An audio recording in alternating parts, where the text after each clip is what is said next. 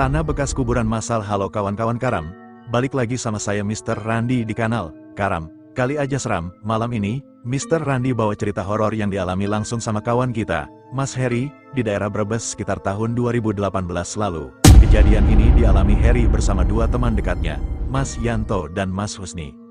Mereka bertiga ini sering banget nongkrong bareng, tapi paling jarang di rumah Husni karena bapak ibunya Husni terkenal galak dan rewel. Kalau sudah malam, Husni harus selalu pulang maksimal jam 11 malam.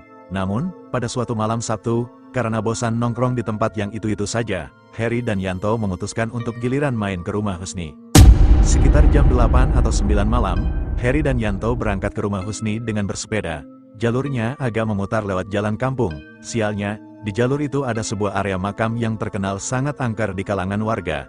Benar saja, saat sepeda mereka melintas di depan makam, tiba-tiba ada sesuatu berwarna putih menggelinding menyeberang jalan dari arah luar masuk ke dalam makam. Gluduk, gluduk, gluduk.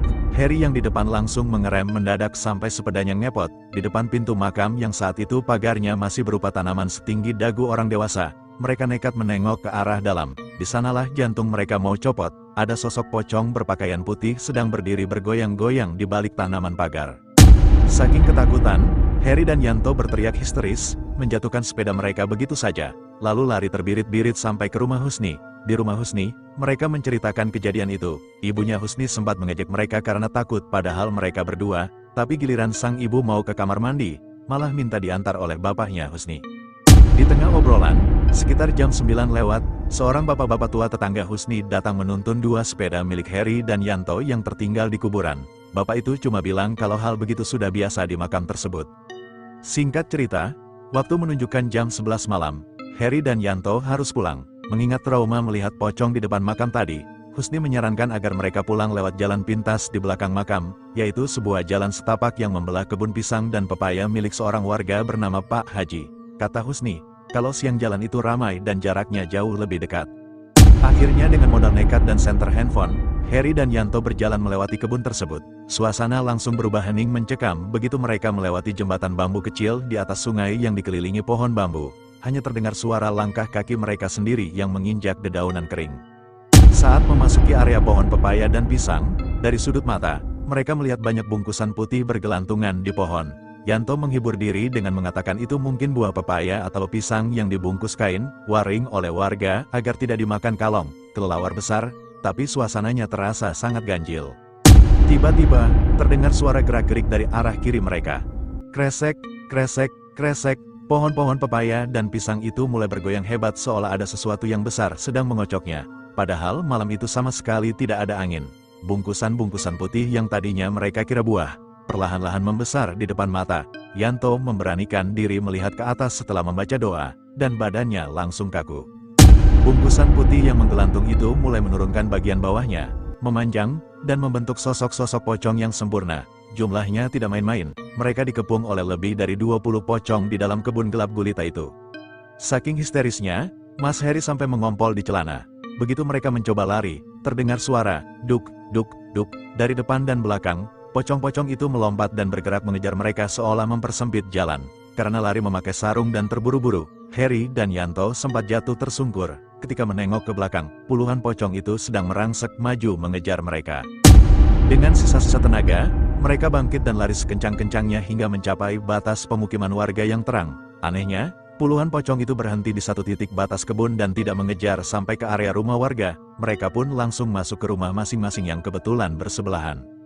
Keesokan harinya, Heri dan Yanto langsung jatuh sakit parah, demam tinggi dan muntah-muntah. Setelah Heri mengaku kepada bapaknya kalau mereka habis lewat kebun pintas semalam, bapaknya langsung memarahi mereka. Bapaknya bilang kalau kebun itu memang sarang pocong dan bahkan di siang hari pun orang-orang sebenarnya takut lewat sana. Melihat kondisi kedua anak remaja yang tidak beres ini, bapaknya Yanto memanggil seorang orang pintar, dukun, ahli spiritual, muda berusia 30-an yang ada di kampung mereka. Heri dan Yanto kemudian disuruh melakukan ritual mandi bersama dengan air yang sudah didoakan, meskipun badan mereka sedang menggigil. Ajaibnya, setelah mandi dan minum teh manis hangat, badan mereka langsung terasa enteng dan sembuh total. Orang pintar itu menjelaskan bahwa semalam ada sosok gaib yang sempat menempel di tubuh mereka hingga menyebabkan sakit. Orang pintar itu juga memberi peringatan keras agar dalam waktu 40 hari ke depan, mereka berdua tidak boleh menginjakan kaki atau melintas di kebun itu lagi karena pocong-pocong di sana masih mengingat aura mereka. Disinilah sejarah kelam tempat itu terungkap. Si orang pintar bercerita berdasarkan kisah dari mbah buyutnya terdahulu. Kebun milik Pak Haji itu dulunya adalah lahan kuburan massal akibat antar warga zaman dulu. Karena makam utama kampung saat itu masih sempit dan penuh pohon, sekitar 20-30 mayat korban pembunuhan massal di lahan tersebut sebagai kuburan sementara. Seiring berjalannya waktu, tempat itu menjadi sangat angker, terbengkalai, dan jarang disiarahi hingga berubah menjadi kebun yang rapat. Meskipun kini sudah dibersihkan dan ditanami pisang serta pepaya oleh Pak Haji setelah melalui proses selamatan, aura mistis dan bangsa jin yang mendiami tempat itu tetap sangat kuat di malam hari. Orang pintar itu juga menceritakan kisah korban lain bernama Menwasan, seorang kakek berusia 60 tahun ke atas yang dulu bekerja membantu Pak Haji di kebun tersebut.